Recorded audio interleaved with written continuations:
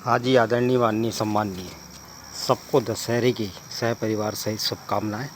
मैं अभी आया हूँ रेडी रूम के पिछले हिस्से में। यहाँ बीज फेंके थे मैंने, लौकी गिलकी वगैरह।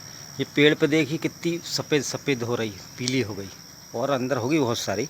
अभी फ़िलहाल ये लौकी का एक बेला है, इसमें एक लौकी मुझे लटकती हुई दिखी। ये देखिए, ये अब ये भी कड़क हुई कि हाँ ये लरम है, लरम है। ओके, और भी लगी होगी, देखता हूँ मैं। इनको तोड़ूँ पहले तो मैं।